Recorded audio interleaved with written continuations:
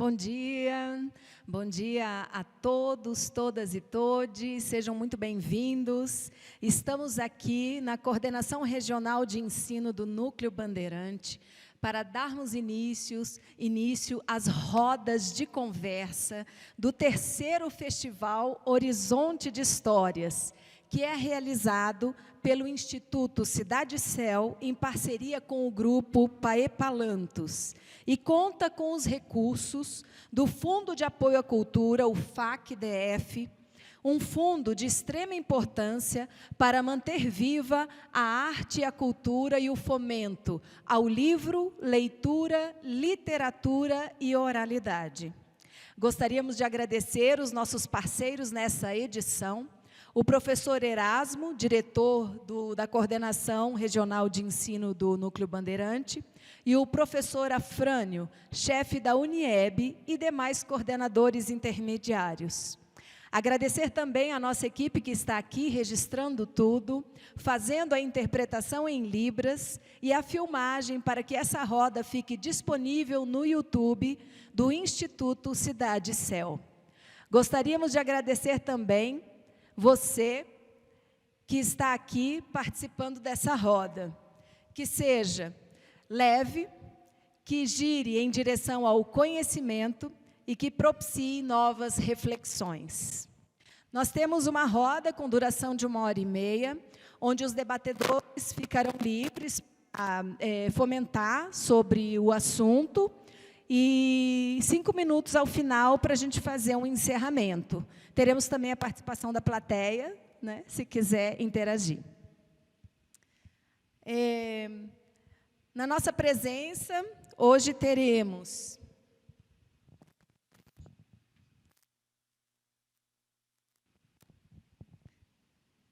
as debatedoras, a professora doutora Ângela Barcelos Café, que é docente do Departamento de Artes Cênicas da UNB, IDA-CEM, pesquisadora em cultura popular, contadores de histórias, jogos, brinquedos e brincadeiras pedagógicas, metodologias para o ensino da arte no ensino básico, jogos lúdicos como dispositivos para o contador de histórias e outras aprendizagens.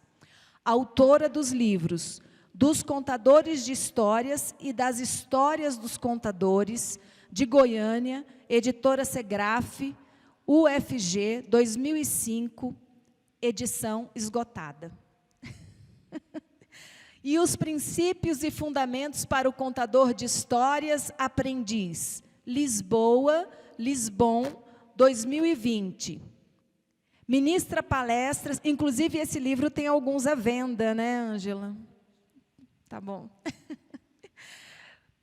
Ministra palestras, rodas de conversa, cursos e oficinas para estudantes de qualquer idade e professores interessados em descobrir e ou exercitar o seu contador de histórias. Apresenta saraus de histórias e músicas para públicos diversos. Contamos também com a debatedora Keila Branco. É contadora de histórias, com atuação solo e junto com o grupo Vou Te Contar, graduada em Artes Cênicas pela Faculdade de Artes Dulcina de Moraes e especialista em Educação Infantil pela Universidade Federal do Tocantins. É pesquisadora e criadora de recursos plásticos como suportes para a narração oral. Acredita que quem lê, viaja e quem conta histórias hospeda e alimenta. Assim, segue lendo e contando, da sua boca para os ouvidos que a escutam e dos ouvidos para os corações.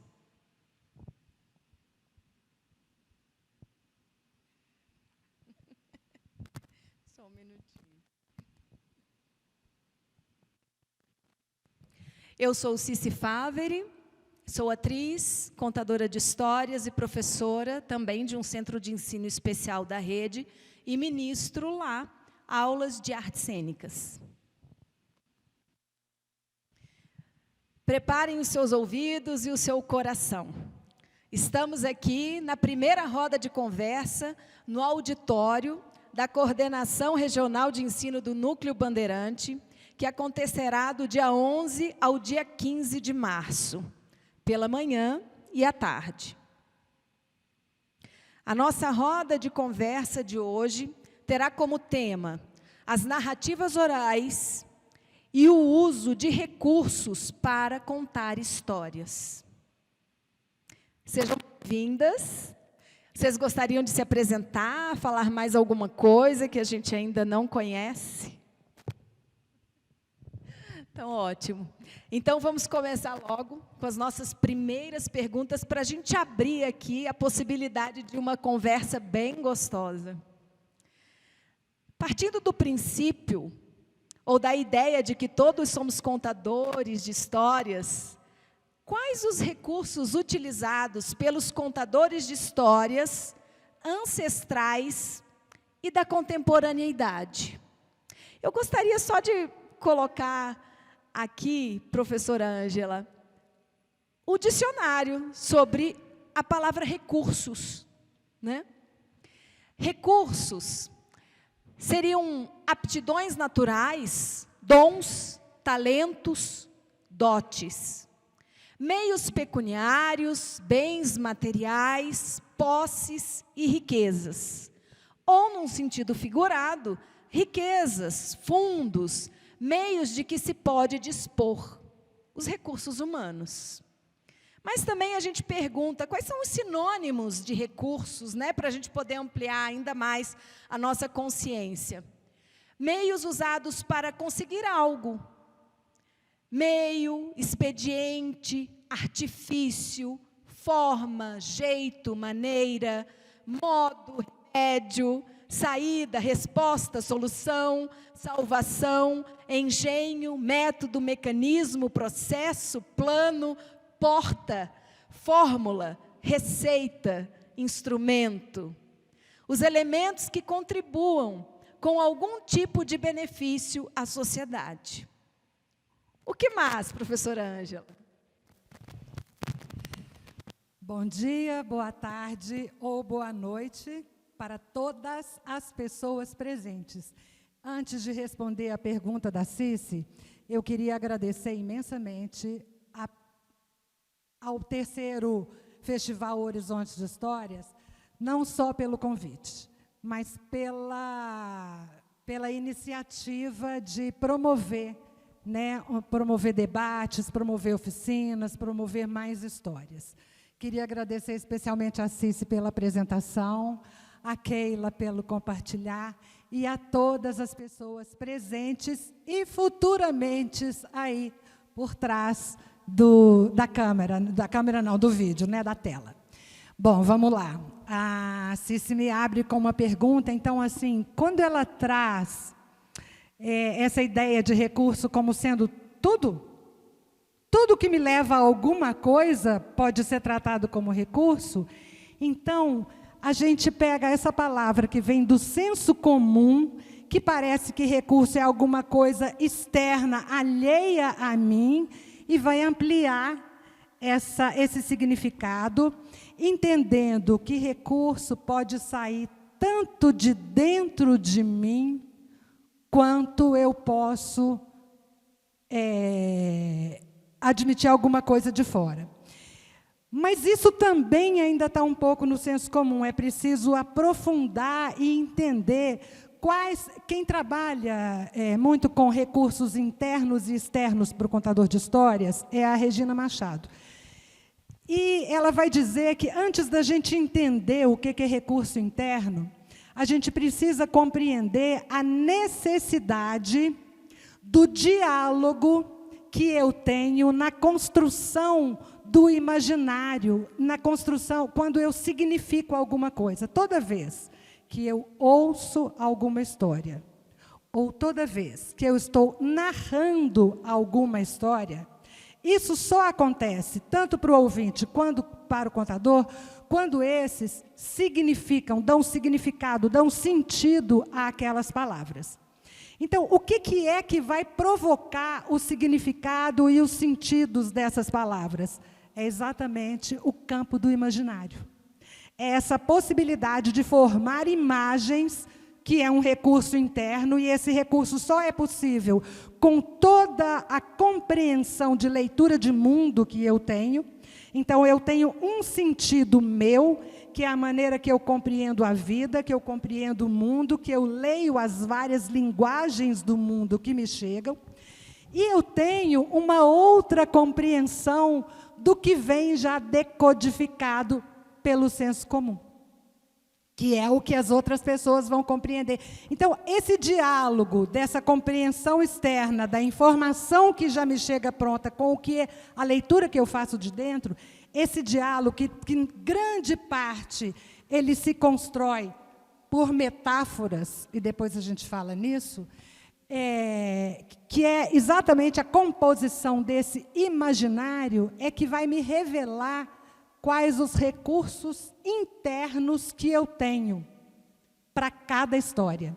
E aí eu gosto muito quando a Regina Machado nos levanta uma frase que talvez seja uma porta de entrada para o mundo da narração oral, que é cada vez, e isso o livro dela vem trazendo um monte de contos, um monte de metáforas para a gente entender isso com maior profundidade. Ela vai trazer, cada vez que eu escolho uma história, eu pergunto para essa história, vamos supor que aqui seja uma história, o que eu tenho para essa história e o que essa história tem para mim? Ou também eu posso perguntar, o que essa história tem para mim e o que eu tenho para essa história? Então, primeiro, eu vou utilizar os meus recursos internos nesse diálogo da compreensão e no conhecimento dessa história. E é claro que, quando a gente tem uma ideia, é claro que o mundo hoje, aí passo para um outro lado, o mundo hoje é um mundo um pouco das imagens prontas, é um mundo da tela, é o mundo da cor, do movimento e do som em tempo integral. Então, é um mundo muito acelerado. E, às vezes, só ouvir a palavra pede uma quietude tão grande que o tempo acelerado não acompanha. Aí, faz com que nós, narradores da contemporaneidade, um pouco diferente dos contadores de raízes, tenhamos que nos apropriar de recursos externos, de objetos que se movimentem, que tenham uma apelação visual para chamar uma atenção maior. Então, para mim, em primeiro lugar, quando eu vou pensar no recurso de uma história, eu venho com a ideia da Regina Machado, que eu aprendi com ela. O que eu tenho para a história e o que a história tem para mim. Primeiro, eu pergunto para o meu corpo, que é o meu primeiro recurso. Para a minha palavra, que vem acompanhada de gestualidade, que vem acompanhada de expressão, que vem acompanhada de toda essa técnica da linguagem corporal, mas que cada um individualmente vai oferecer. E depois, em segundo lugar, eu vou sim utilizar de outras possibilidades para enriquecer mais ainda. Então, recurso não é só aquilo que está fora. Aquilo que está fora é recurso também. Mas recurso principal é o que está dentro da gente. É como eu vou significar essas palavras, como eu vou entonar, como eu vou gesticular, como eu vou me colocar. A fala muda totalmente quando eu falo dessa maneira, ou quando eu falo mais jogado, quer dizer, todo o contexto que o meu corpo e a minha voz conseguem criar são recursos internos que estão se colocando para a história. Cada história vai me oferecer um pouquinho diferente. Depois a gente vai conversando mais, e eu queria também ouvir de vocês. Bom, eu sou Keila Branco, estou muito feliz de estar aqui e acho incrível toda essa parte, toda essa contribuição que os estudos têm para nos dar. Porque, imaginem só vocês, a gente é um contador de histórias e a gente vive num mundo cheio de telas, cheio de apetrechos, cheio de coisas assim, ultra, super, power, mega, e como que você vai chamar a atenção, como é que você vai tocar o coração de quem está nos ouvindo, apenas sendo a gente mesmo, né? Então, acho que os recursos, eles vão de encontro a essa necessidade.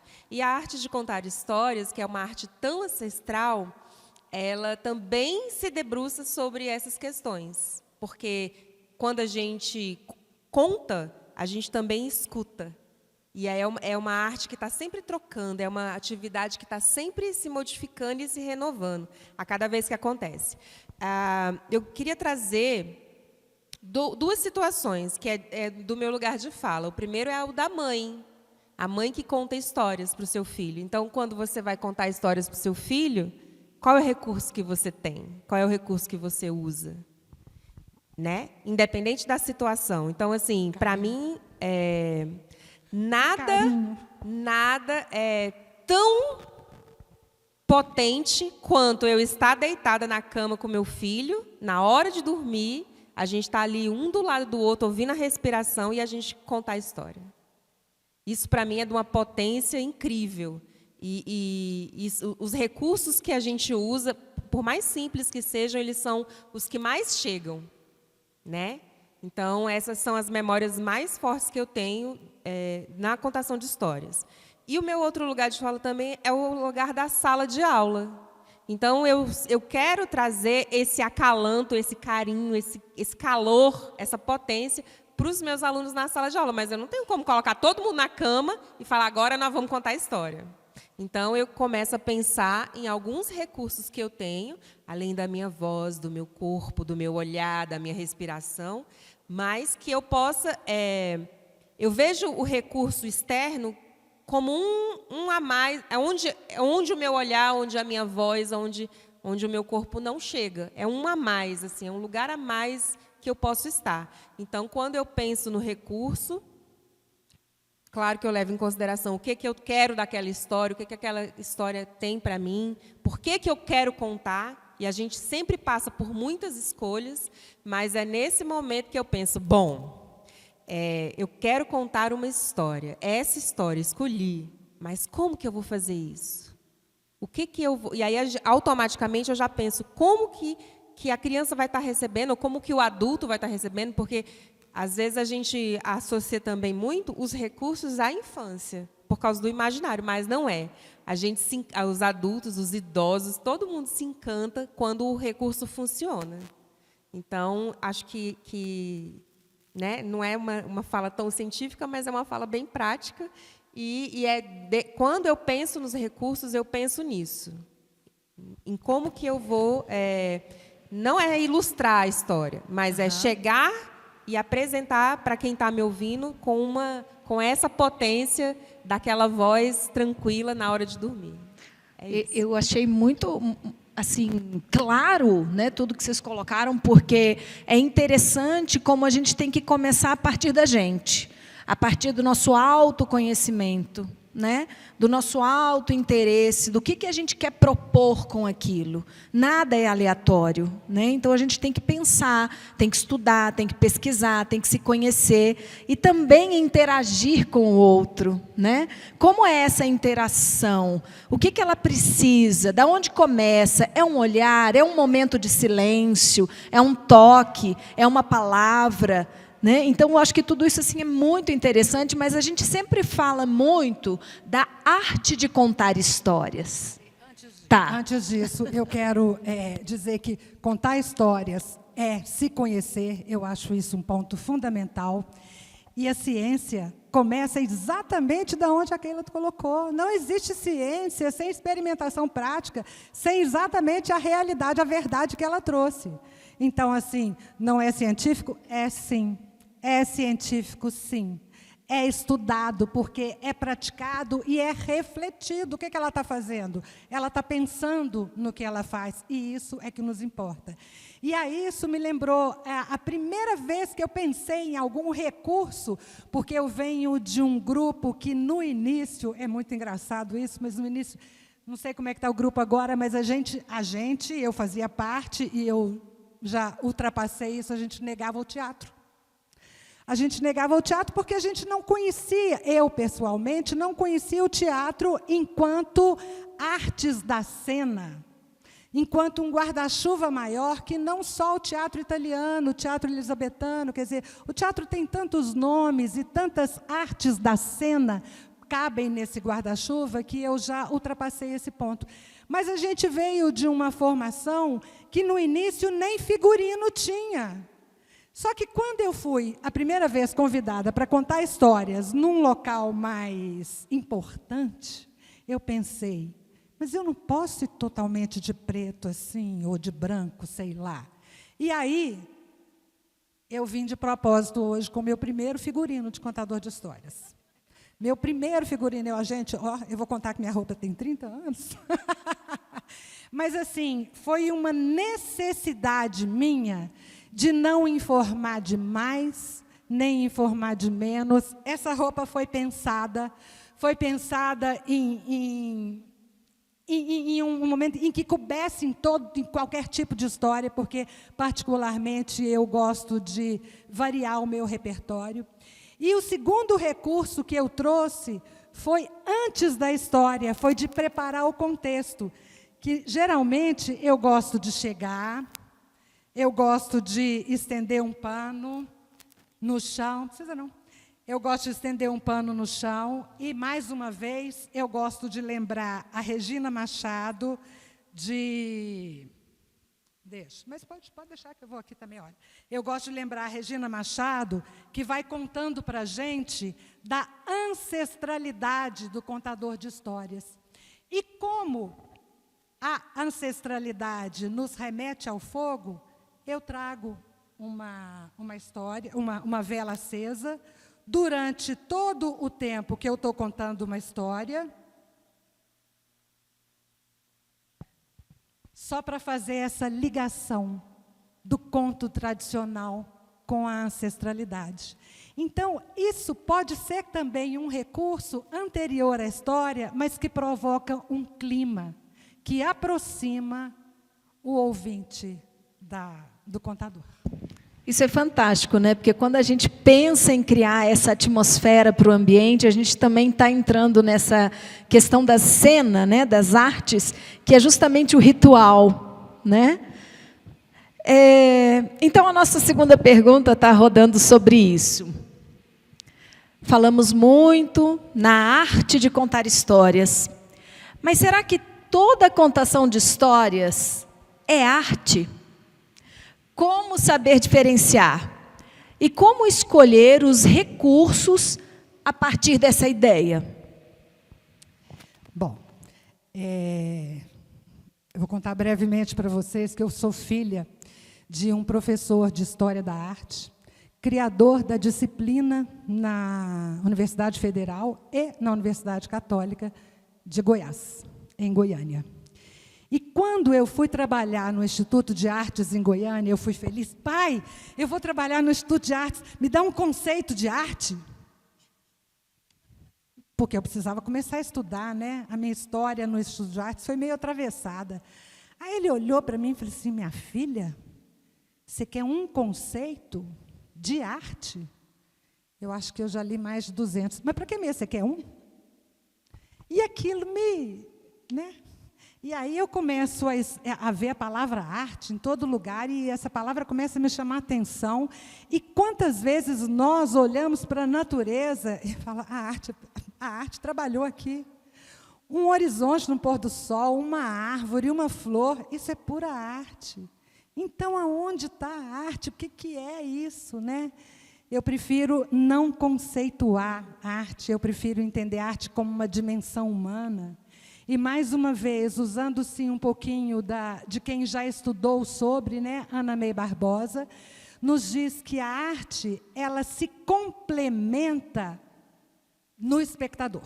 No espectador, quando é do teatro, no ouvinte, quando é do contador de histórias, em quem admira uma tela. Então, uma tela pode ser de Picasso. Guardada no sótão não é nada. Quem sabe da existência dela? Ninguém nem sabe que está lá. Agora, quando ela está exposta numa parede, você está admirando aquela tela e considerando que aquilo lá é arte, você está se emocionando, você está tendo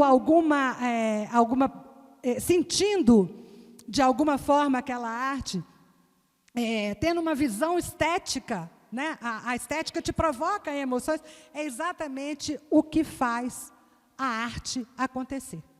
A tela só vai ser arte naquele momento. Então, a contação de histórias vai ser arte no momento em que algum ouvinte considerou aquilo como arte. E é assim, nessa maleabilidade, nessa flexibilidade, sem contornos rígidos, que a gente pensa o mundo de hoje. Porque a arte vai se misturar com o estudo que eu faço aqui da história para apresentar com a plateia, exatamente como a Keila colocou. Como é que eu vou levar aquele afeto da mãe contando histórias para seu filho, que emociona de todas as formas possíveis? Como é que eu vou transferir isso para uma sala de aula onde eu não tenho uma cama e 20 colos para abraçar as crianças? Então, quando a gente vai pela arte de contar histórias, é importante a gente se aproximar das linguagens artísticas, é importante a gente se apropriar da cena. Eu estou em cena, eu preparei alguma coisa. Arte também é produção, arte é processo e é produto. E os dois têm que ter a mesma importância, tanto o processo quanto o produto. Não vale a pena um processo sem um produto final. Mas não pode se considerar só o produto final sem considerar o processo também. Então, é dessas duas coisas que a gente está falando, em que eu posso também assumir a contação de histórias, não no lugar da arte, no lugar da mãe, no lugar do terapeuta, no lugar no lugar da bronca, no lugar da informação, em tantos lugares, e no lugar da arte também. Onde tiver arte, eu espero que tenha fruição e fluição. Fruição é tudo aquilo que vem de fora para dentro, que me abre o corpo e os canais dos sentidos para eu absorver de todas as formas, em todas as linguagens.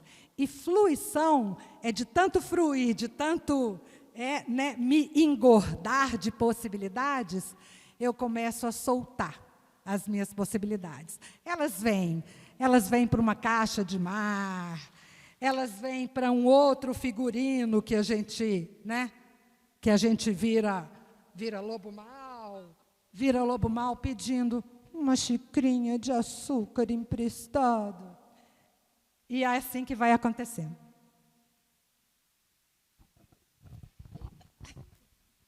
Bom, acho que é importante a gente pensar em duas coisas. No primeiro, na oralidade. A oralidade é assim, uma das capacidades que a gente tem como ser humano mais incríveis. Pelo menos eu me sinto assim. Então, eu conto histórias porque eu gosto muito de falar e gosto de escutar também.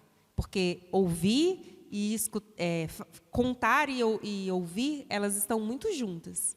E aí a gente precisa entender que os recursos, eles passam por essa oralidade, né? Muitas vezes a gente quer colocar muito visual, muita cor, mas o principal é a história.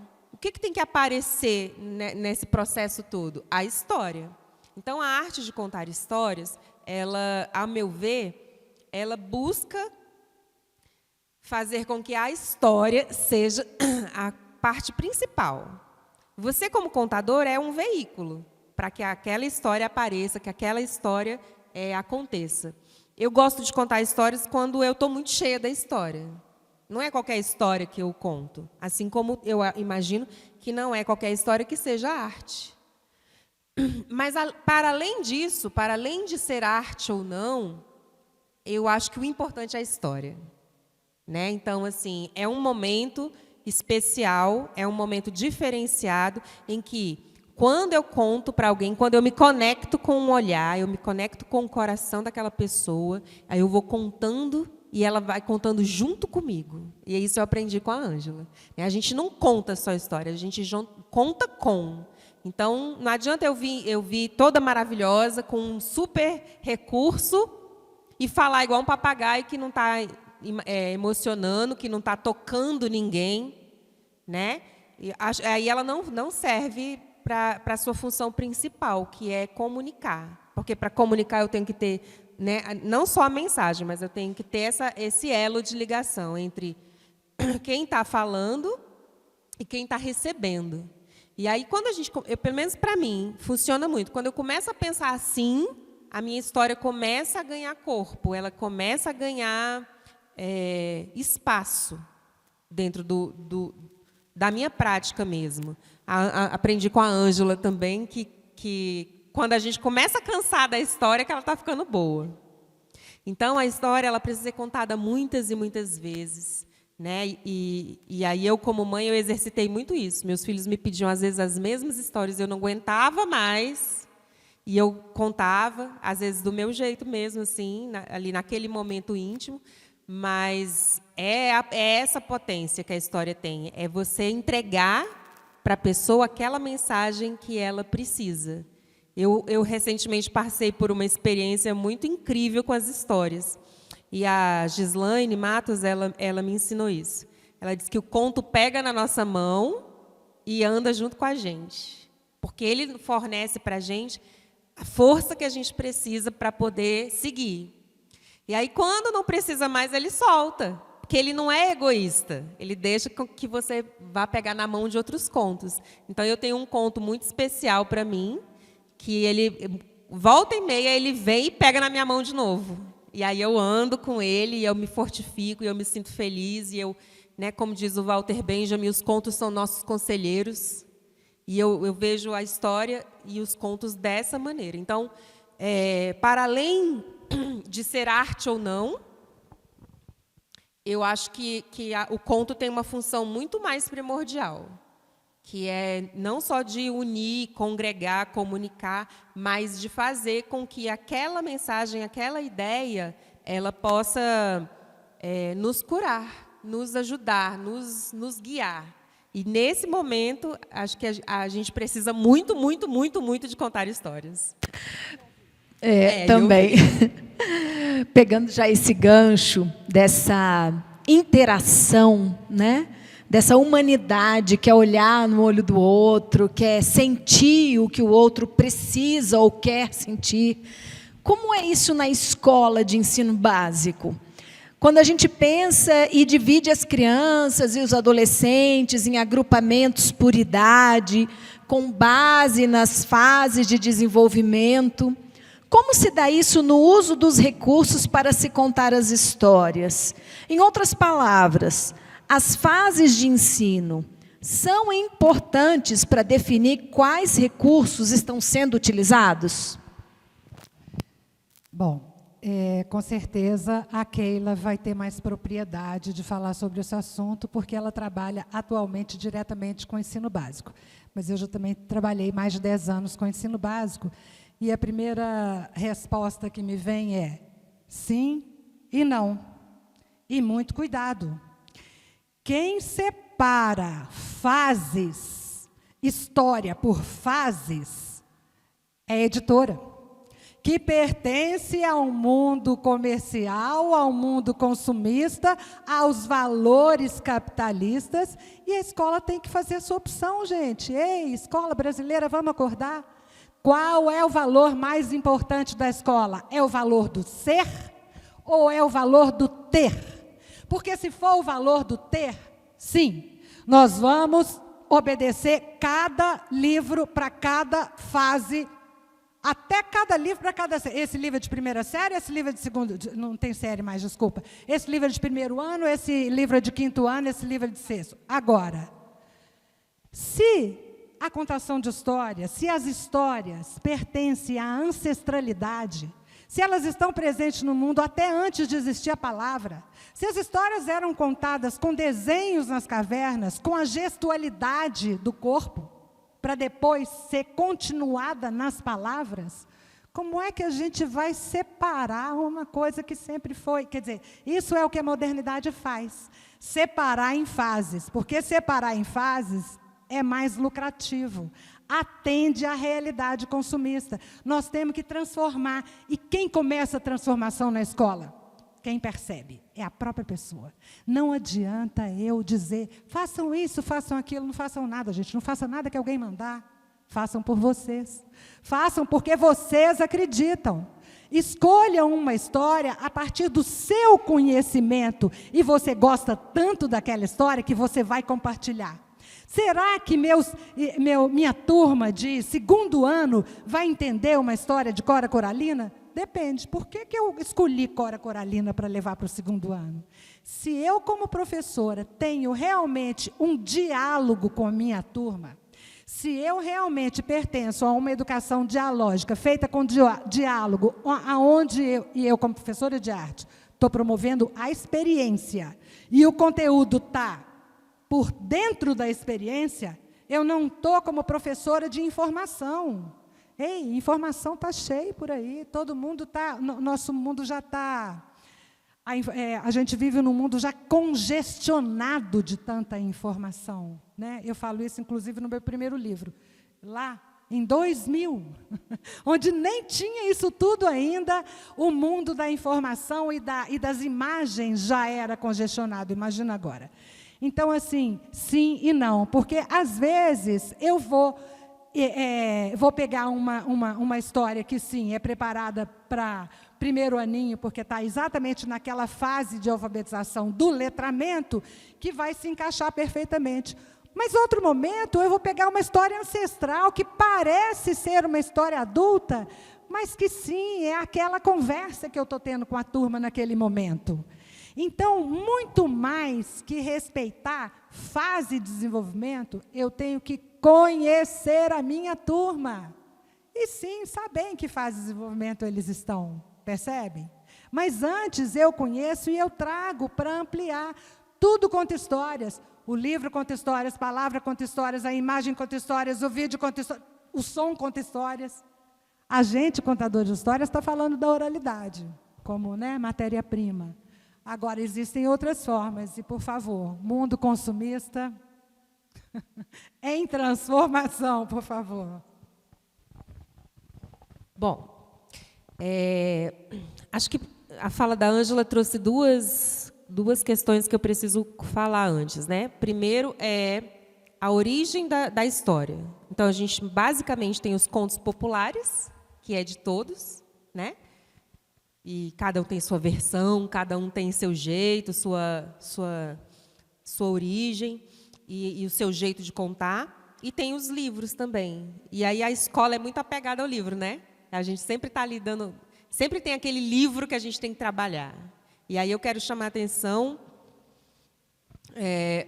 para nós, enquanto professores. Não sei vocês, mas o ano passado a gente teve que escolher alguns livros da educação infantil. E o quanto é difícil escolher um livro. Por quê? Porque a gente não lê.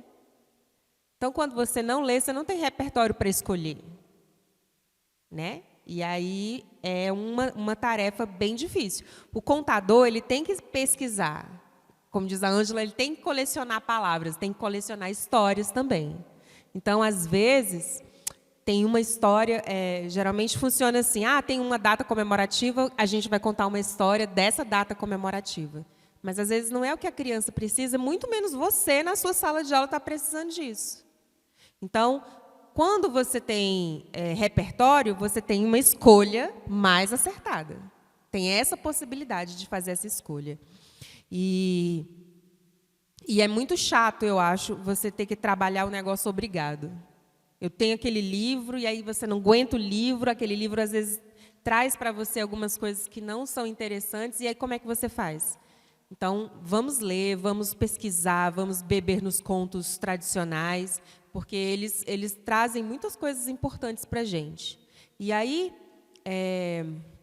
a segunda coisa acho que eu já falei, né? A primeira era a questão dos livros, a segunda é essa questão da obrigação, das datas comemorativas, sabe? Isso, às vezes, é muito ruim para a gente que é contador de histórias. Porque, por exemplo, chega agora Páscoa, só serve a história de Páscoa. E aí, parece que não tem espaço para outras histórias, e geralmente são sempre as mesmas histórias. Então, eu na minha sala de aula, eu busco não só levar várias versões da mesma história, Eu levo várias versões. Eu levo uma versão cantada, eu levo uma versão do livro, eu levo uma versão de um vídeo. Eu procuro repertoriar os meus alunos. E eu falo isso com as crianças de 4 anos. E elas conseguem ver que são histórias semelhantes nas suas semelhanças, mas diferentes também. E isso aumenta o repertório delas. Né? De visão de mundo. Isso que desperta o espírito crítico. Daí que vem o espírito crítico, da gente conhecer uma história em várias versões. Não acreditem nunca em uma história de uma única versão. E aí... Bom, eu geralmente entendo que quando a história é boa, eu posso contar para qualquer faixa etária. E aquela história é boa e ela pega cada um. O que eu vou fazer é algumas adaptações, né?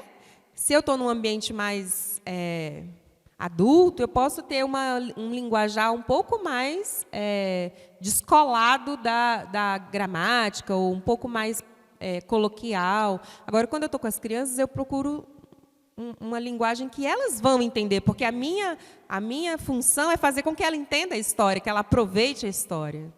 Então, essa questão de dividir por idades é muito complicado, eu acho. E uma história que eu posso contar só para uma criança, talvez não seja uma história tão boa assim. Porque geralmente a história tem algo mais, ela é muito mais potente do que só essa fase de desenvolvimento. Mas eu imagino que é bom, sim, você fazer algumas adequações, porque, afinal de contas, você quer comunicar. Né? Então... acho que era isso assim, que eu queria dizer. Eu acho que a gente pode também pensar, quando a Keila tocou em criança, a criança é muito do objeto, né? Tem histórias, agora eu vou fazer o inverso, né? Tem histórias que o próprio objeto é que vai contar a história. Então, por exemplo, uma história que eu comecei... Essa história me nasceu assim, da vontade, foi ao contrário. A história, eu fiquei buscando a história que encaixava nesse objeto, porque eu tenho uma emoção específica sobre esse objeto, e eu queria muito contar a história com esse objeto. Então,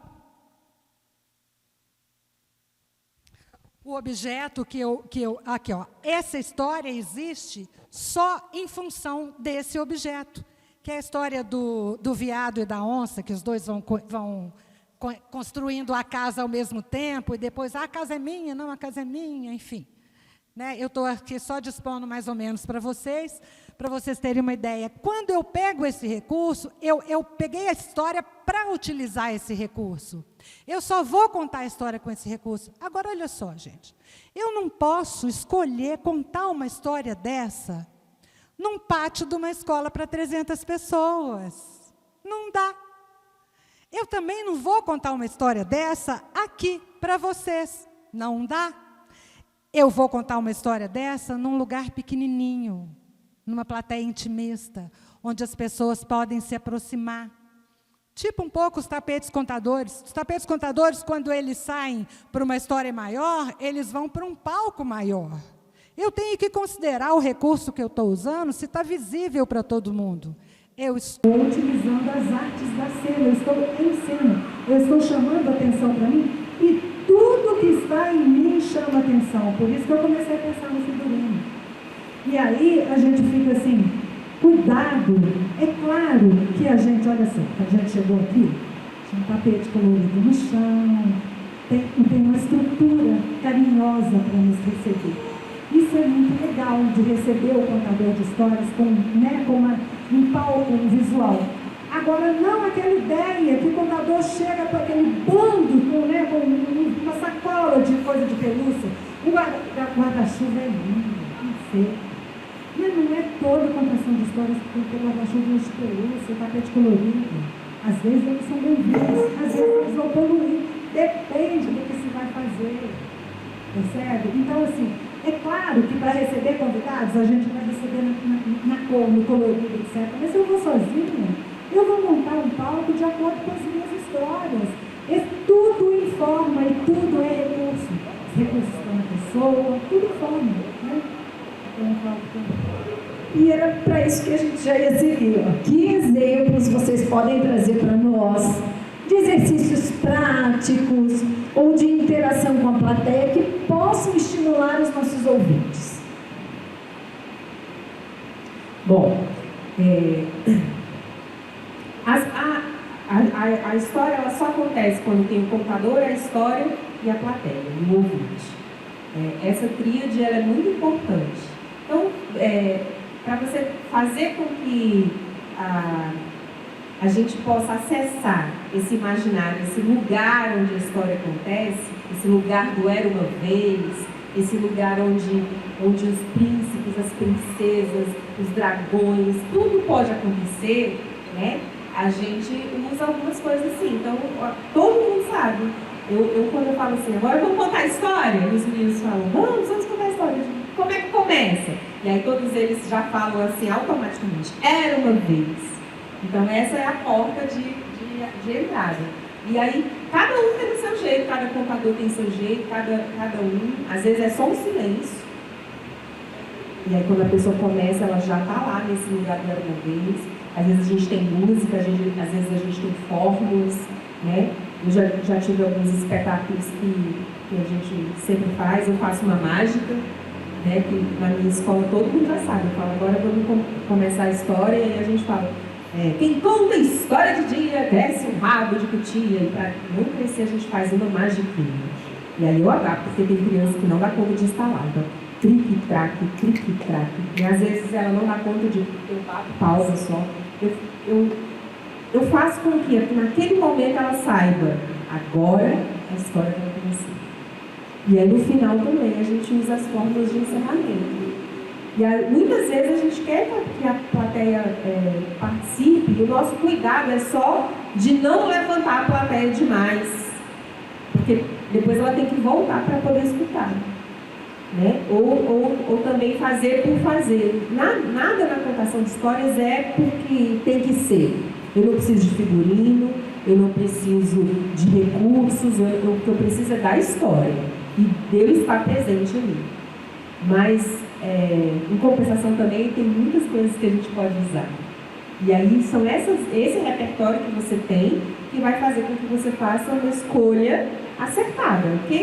Sempre lembrando, o que eu tenho para a história, o que a história tem para mim? O que é isso que eu estou fazendo? Para que eu estou fazendo isso? É só por fazer ou tem um sentido a mais ali, né? E aí, só fazendo uma pontezinha bem, voltando um pouquinho, a gente tem a mania de fazer assim, quando é com a criança. Agora a gente vai contar uma historinha, vou fazer um livrinho, é tudo no inho, e aí, mas a criança já é um ser completo por si, ela tem 100 linguagens. Então eu não preciso disso, eu só preciso tratar ela como quem tem 2 ouvidos e um coração pronto para receber. E aí esse respeito eu acho que é muito importante na nossa função, às vezes também com os idosos, com todas as pessoas, elas precisam ser tratadas e enxergadas como seres que estão ali para receber aquela história. E elas são plenamente capazes. Né? A gente não precisa estar fazendo essas adequações desnecessárias. Mas então, assim como a Ângela já tinha o objeto e ficou procurando a história que encaixasse ali, eu também já tive. Vou mostrar aqui para vocês. Num dos exercícios que a gente fez, lá na UNB uma vez, a Ângela propôs assim pra gente. Pensa num conto popular. E aí eu pensei no conto popular. E agora pensa um objeto desse conto. E eu pensei no objeto desse conto. Agora imagina que é esse objeto que está contando a história. E aí a gente começou a fazer vários exercícios de como esse objeto contava essa história. E aí eu vou mostrar aqui para vocês o objeto. E aí eu achei que eu sabia o que ele era. Mas eu ainda gastei uns 2 anos para descobrir realmente o que ele era. Vou mostrar aqui para vocês. Não sei se vocês já viram uma coisa assim. Espera aí, só... Será que eu não trouxe? Essa botei na outra caixa, será? Mágica. Gente, vocês sabem o que é isso? que é isso? Gente, é a tesourinha do gigante cortar a unha do dedinho do pé. E isso demorou para aparecer para mim. Porque, na verdade, apareceu primeiro quando eu fui contar uma história de uma mulher que queria comer rapôncio. E aí ela queria tanto comer rapôncio, porque senão ela estava grávida. Se ela não comesse rapôncio, o filho ia nascer com cara de rapôncio. Vocês já viram rapôncio? Não? Imagina uma beterraba desse tamanho, branca. Imagine isso no lugar do nariz, se o menino nasce com a cara de rapôncio. Deus me livre, né? Vai ter que fazer igual o pai do Cristo, ter 3 empregos para fazer só uma cirurgia plástica e arrumar o bendito do nariz, né? Mas não. Então, eu acho que rapôncio também deve ser muito bom para fazer crescer o cabelo, porque o bebê, quando nasceu, ele nasceu com um cabelo, gente, enorme. Mas grande mesmo. Não, vocês têm que ver, olha, era tão grande, que gastava 100 toalhas para enxugar esse cabelo, 593 caixas de grampo, 273 quilos de shampoo e, claro, 3 potes de óleo de coco. Todo dia para poder lavar esse cabelo. Vocês imaginam o que é manter um cabelo desse longe dos piolhos? Então, assim, a história que eu escolhi foi Rapunzel, e eu fui imaginando, né? E assim, eu também levei muito tempo para descobrir no que eu ia fazer a trança. Porque aí surgem muitas ideias. Aí eu posso fazer de cabelo, aí eu posso fazer de barbante, eu posso fazer. E aí essa linha que eu escolhi é uma linha macia, é uma linha que realmente os meninos fazem até cabo de guerra depois com a trança, porque eles ficam enlouquecidos. E aí o objeto que gerou tudo isso foi a tesoura. Na hora que a bruxa corta a bendita da trança de Rapunzel e abandona ela num deserto bem longe, e ela fica lá sozinha e careca, esperando o príncipe encantado chegar um dia. E aí, claro, eu tenho toda uma história, toda uma construção da história, e essa história também pegou na minha mão, e eu peguei na mão dela, e aí a gente conta, mas que eu demorei muito para descobrir que isso aqui era a tesourinha do gigante cortar a unha do dedo do pé. Olha, demorou demais. Foi bem difícil. Mas, assim, o que eu quero trazer para vocês é que os recursos eles são importantes. Mas para quê? Só para ter? Só para ter? Só para deixar a sua história bonita? Mas aquilo que está além, que está na oralidade, que está no imaginário, é a serviço disso que nós estamos quando a gente conta uma história. Então, o encantamento ele é incrível. Mas lembra que eu falei que, para mim, o recurso ele vai onde a palavra já não alcança mais. Então, eu preciso do visual, eu preciso dele aqui. Então, quando eu falava que Rapunzel deve ser muito bom para crescer o cabelo, e eu vou tirando essa trança de dentro da minha caixa, era porque eu queria que a criança, ou quem estivesse me ouvindo, tivesse a real ideia do tanto que faz o cabelo crescer. Keila, eu acho que não é nenhuma questão de precisar, porque a história precisa só dela mesma. Mas esse recurso, objeto, né, esse material, aonde ele pode ampliar o significado da palavra. Aonde ele pode ir além do que a palavra e o gesto conseguem ir. E essa trança desse tamanho, é claro que ela vai além. Ela vai metros e metros de imaginação, né? E também voltando um pouquinho a essa coisa da prática, como é que a gente cria um recurso, como é que a gente chega, né? Como é que a gente tem ideias. Feita, eu coloquei, às vezes, tem histórias, por exemplo, essa história que a Rose e a Simone contam também, eu aprendi com elas, as histórias existem em função do objeto. Então, essa história aqui é a história da... Segura aí para mim, por favor. É a história da vovó que fazia crochê, né? Que crochê era aquilo que ela mais gostava de fazer. Aliás, eu vou no outro pedaço. Era uma história... Espera aí. Assim. Era uma história que o gatinho ia por aqui, ia por ali, ia por todo lugar. Chegava na casa da vizinha um dia e trouxe de lá um pé de galinha. Então, a história só funciona com o objeto. Não é a história do objeto, mas é uma história contada com o objeto. Outra história que vai na mesma direção é um conto é um conto tradicional. Esse aqui dá para segurar sozinho. Eu faço isso grandão, eu fiz esse pequenininho exatamente para trabalhar em oficinas. Essa história eu aprendi numa oficina com a Julia Klein, num evento Boca do Céu. E aqui eu quero abrir um parêntese. Como é que eu vou ter esse tanto de ideia? Gente, experimentando, conhecendo, fazendo tudo quanto é tipo de oficina aqui, rua de recreio, vários tipos de atividades diferentes. Saia do seu cotidiano. Vá a tudo que é diferente. Nós moramos na capital do país, que tem vários museus com zilhões de exposições. É isso tudo, essa é a fonte inspiradora. Tudo que a gente vê na frente, a gente absorve. E é a multiplicidade de repertório de conhecimento que vai fazer a gente ir além. Então, assim, essa história é uma história de 4 partes, que pode ser contada... aqui a gente não tem tempo de contar, eu tenho que exercitar a minha oralidade para que essa história fique rica e que não seja contada do jeito que eu vou mostrar ela para vocês. Aqui eu não estou contando histórias, eu estou só mostrando um recurso para se explorar. Era uma vez um ratinho que se achava o mais poderoso de todos. Ele não temia nada nem ninguém. Não tinha medo. Medo era uma coisa desconhecida, a não ser que aparecesse o gato. Aí, ele se sentia mais fraco.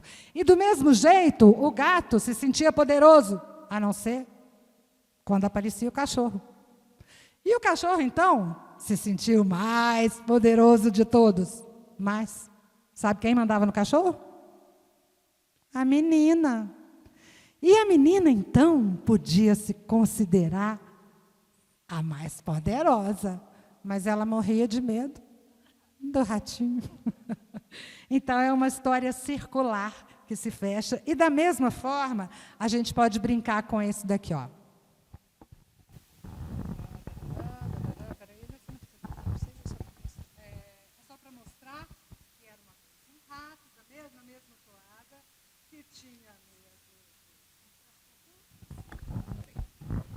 Espera aí, gente, desculpa aí, deixa eu começar de novo, porque está gravando. Isso, aqui, ó. Viva a tecnologia, porque é ela que alcança vocês que estão aí do outro lado da tela, né? Então, é um recurso de dobradura, e, inclusive, esse material eu trabalho em oficinas ou em sala de aula, com as pessoas criando contos de 4 partes. Né? Aquele conto circular, por exemplo, uma semente que nasce uma árvore, que dá o fruto, comeu o fruto, sobrou, da flor sai o fruto, e aí comeu o fruto, virou a semente de novo. Que nasce uma árvore, que dá a flor, que sai o fruto, que vira a semente de novo. Então, aqui é o rato, que tem medo do gato, que tem medo do cachorro, que tem medo da menina e que continua na dobradura, só abrindo e fechando. Tá bom?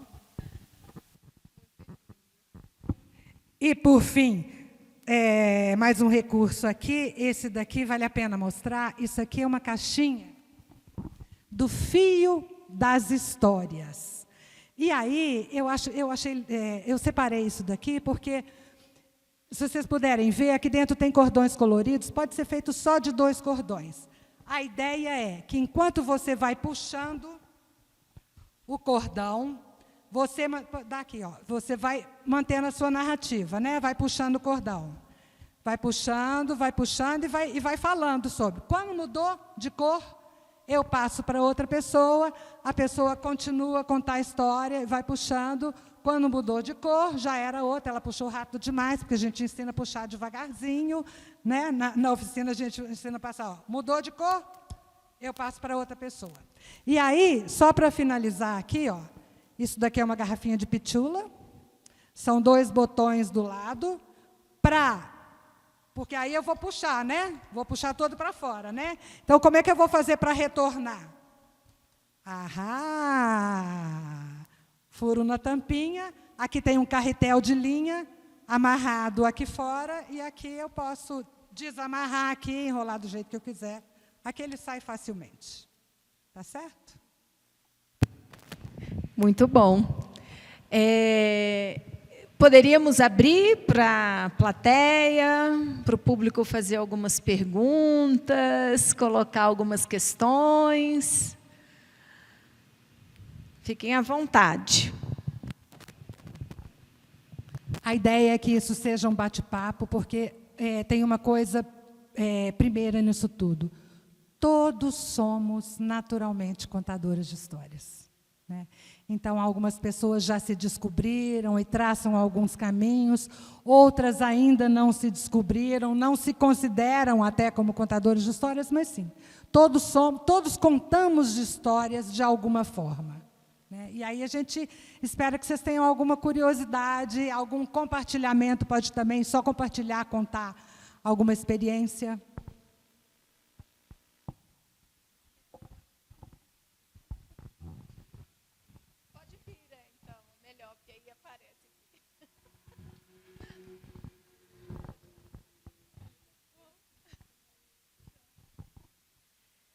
Um comentário sobre uma frase que vocês falaram bem no início, em relação ao poder do momento de contar a história na hora de dormir.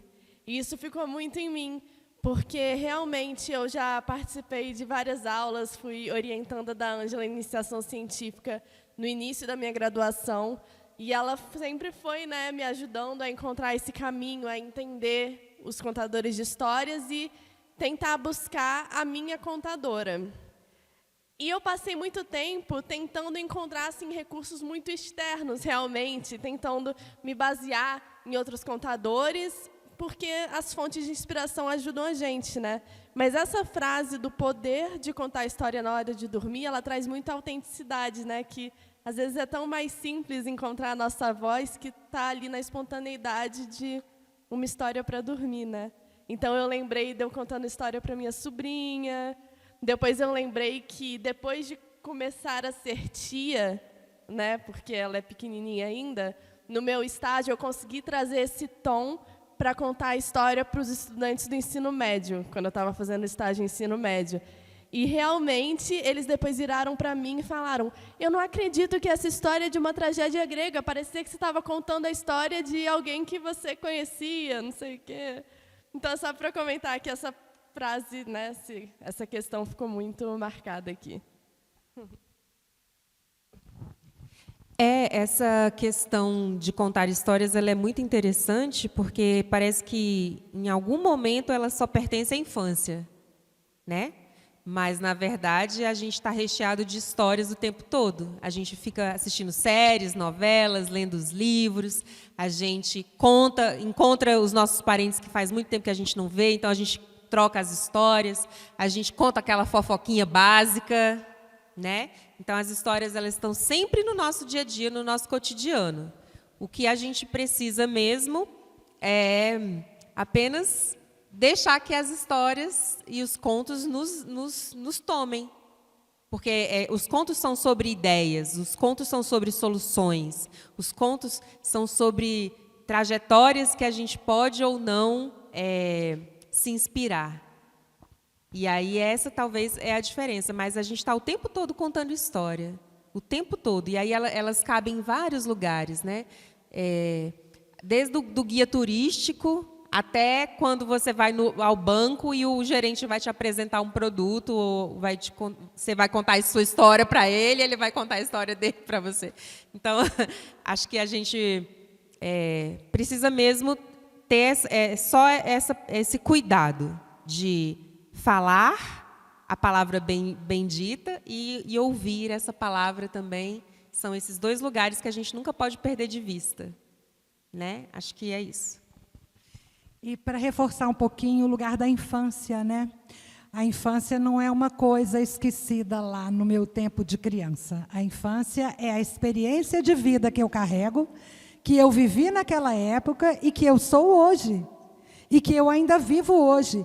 E, dito isso, a gente vai perceber que a infância, no mundo moderno, no mundo capitalista, no mundo fragmentado, pertence a uma faixa exclusiva com autorizações exclusivas. Só à criança é dado, por exemplo, o direito ao brincar. Eita, a ludicidade é uma manifestação da pessoa humana, né? Que tem, sim, no jogo e na brincadeira, um lugar de atuação garantida. Mas não é por isso que o adulto não se manifeste ludicamente. E não é por isso que as histórias não interessam aos adultos. Nós somos feitos de histórias. Se nós somos feitos de histórias, as histórias nos interessam durante todas as etapas, as fases da vida, né? E, principalmente, é na infância o lugar que a gente se abre para o mundo. Vygotsky nos diz, né, da importância da zona de desenvolvimento proximal, que é exatamente o lugar aonde você, quanto mais diversificada for a sua experiência, mais condições de aprendizagem você tem durante a sua vida toda. Por isso é que a gente precisa ainda investir muito na educação para a infância no nosso país, né? Mas as histórias têm lugar para todas as pessoas de todas as idades. Obrigada, Rebeca, pela sua contribuição. Mais alguém?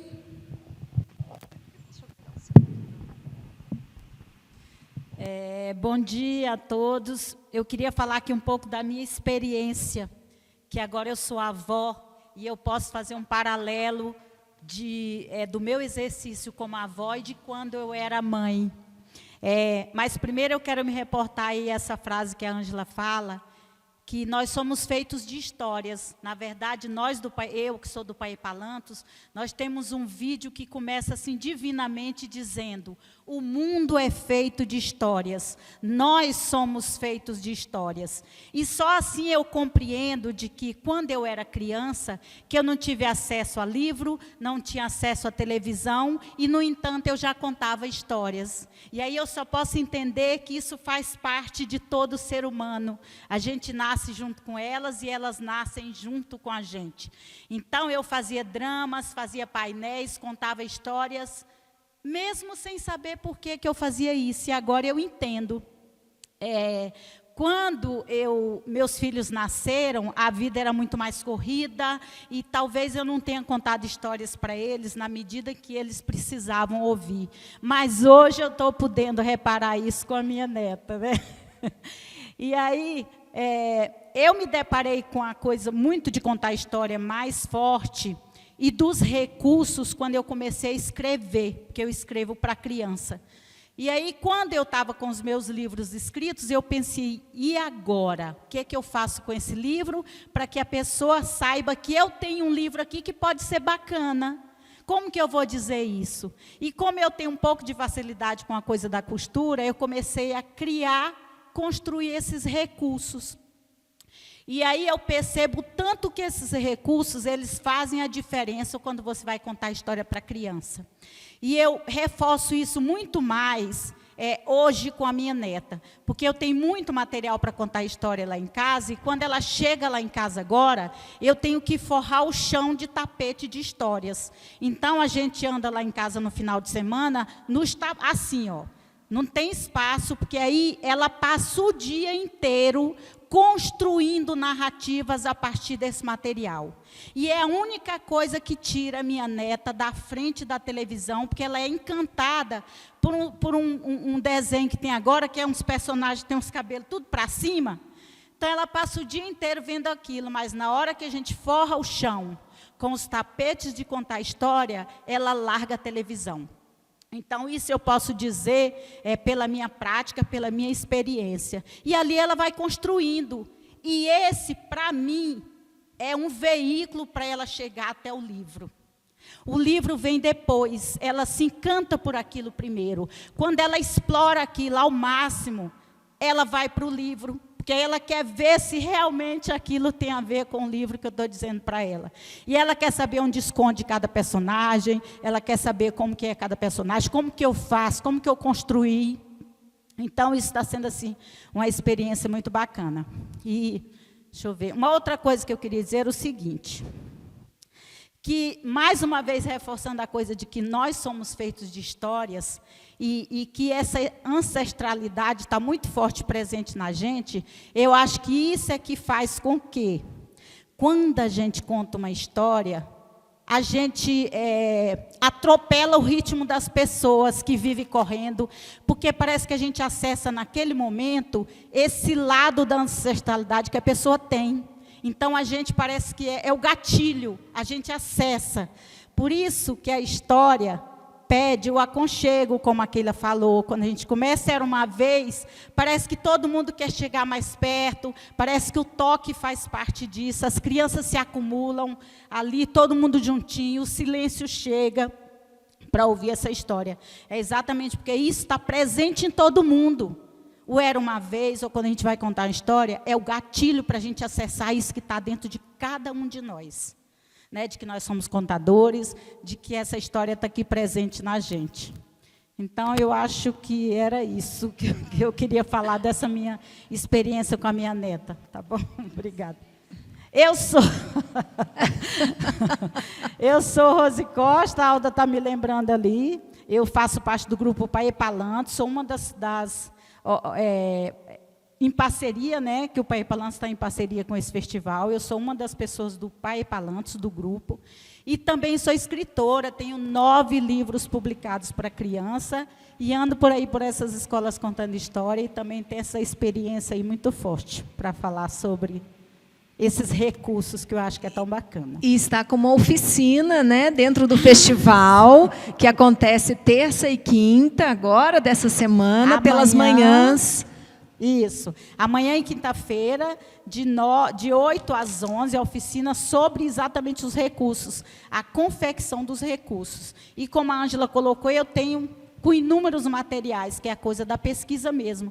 Quando eu vou escrever uma história agora, que eu escrevo, que ela vai para uma editora, eu já começo a pensar de que forma que eu vou entregar aquela história para o público, que pode ser criança, pode ser o adulto. Então, eu penso no material, penso numa forma de encantamento, para buscar o encantamento no primeiro momento, para que a criança chegue até o livro. Porque é lógico que o principal é a história, é o livro, é o conto, mas o recurso ele passa a ser um veículo para chamar a atenção, acessar essa pessoa até o livro e a história. Obrigada. Eu não sei se as inscrições ainda estão abertas, mas a oficina acontece gratuitamente aqui, né, na Coordenação Regional de Ensino do Núcleo Bandeirante. Né, se as pessoas também quiserem chegar, podem chegar aqui para poder aproveitar essa maravilha, essa honra, né, que a gente tem de estar em contato direto com essas pessoas maravilhosas que são gentis, né, de nos proporcionar essa aprendizagem, esse conhecimento, essa troca, esse saber. E aí, só para a gente realmente finalizar, vocês podem deixar sugestões de bibliografias, oficinas, cursos, profissionais da área, redes sociais, o que mais a gente puder para poder explorar, né, ampliar toda essa possibilidade de continuar, de querer aprender, contar histórias. Bom, agradecendo, né, a participação das pessoas, eu queria dizer que, para mim, o momento mais importante de falas como essa é o momento de compartilhar. É um momento de que eu acho que ninguém aqui, eu pelo menos não vim com certeza nenhuma, eu venho com as minhas experiências, e quando eu ouço a experiência de outras pessoas, isso me enche, isso me complementa, isso me enriquece. E eu acho que é por aí o nosso campo de exploração. Como bibliografia, eu, um pouco egoisticamente, eu vou oferecer a bibliografia do meu próprio livro, que eu acho um pouco assim, pelo menos até 2015, aqui eu busquei conversar, dialogar com todos os brasileiros que escrevem sobre contadores de histórias. Eu trouxe alguns estrangeiros para cá, mas eu escolhi aqueles assim que, por exemplo, um Walter Benjamin não sai né? Porque a gente conhece muito, enfim. Mas a maioria que eu trouxe, a bibliografia que eu deixo para vocês, podem me pedir no Instagram, eu disponibilizo. O livro, aproveitem que está no final, tem alguns exemplares comigo, com a Rose ainda tem alguns. Aqui mesmo eu só tenho esses 3, em casa está acabando, vamos ver como é que a gente vai com as editoras. E, gente, curso e oficina, façam todos. Tem um tempinho? É curso de yoga? Vai lá. É curso de locutor? Vai lá. É curso de música, de ritmo? Vai lá. Vai em tudo. É curso de florista? Vai lá. É espetáculo? Vai mais ainda. Ei! Isso, tudo de diferente, tudo que for de arte. Tudo que for de cultura, não, porque cultura é o que a gente faz. Todo mundo é produtor de cultura. Cultura é muito maior que só a arte erudita, a arte popular e qualquer tipo de arte. Vá em tudo, participe, observe o mundo, conheça as várias linguagens do mundo. Obrigada, gente. Eu acho que é isso mesmo. E ver o mundo, sentir o mundo, saber o que está sendo feito, para a gente poder ter ideia. A primeira maneira da gente aprender é a mimética, né? Então, você, às vezes, imita. Você gosta tanto do negócio que você vai e faz igualzinho. Mas aí chega uma hora que você fala, bom, agora eu já posso fazer o meu, eu já posso andar com a minha perna, eu já posso fazer... Então, assim, a observação, aí você vai pela observação, vai para a experimentação. Acho que a Regina Machado é uma pessoa que a gente não pode deixar de citar, né? Ela tem 2 livros, né? Eu vou ficar devendo o nome, ajuda aí. Acordais. E o outro eu não me lembro, né?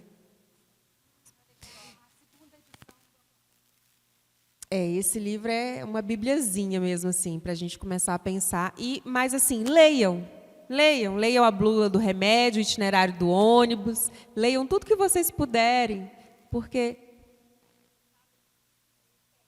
Técnico, tem, E aí, veja o mundo, sinta o mundo, divirta-se, sabe? Eu falo que eu conto histórias, a minha criança interior conta histórias para a criança interior das outras pessoas. Então, se deslumbrar mesmo, esse encantamento que você quer, descubra ele no mundo, para você trazer ele para a sua contação de histórias. Porque não tem como você fingir isso. Você só vai ser encantado quando você viver o encantamento. Então, acho que é isso que eu deixo para vocês hoje. Maravilhoso. É o convívio humano, né? É a gente respeitar, né? Agradecer a nossa diversidade e poder se encantar, né? Com o mundo, com a vida, com tudo isso. Então, nós estamos aqui no 3º Festival Horizonte de Histórias, que acontece de 4 a 22 de março de 2024, aqui no centro, na Coordenação Regional de Ensino do Núcleo Bandeirante.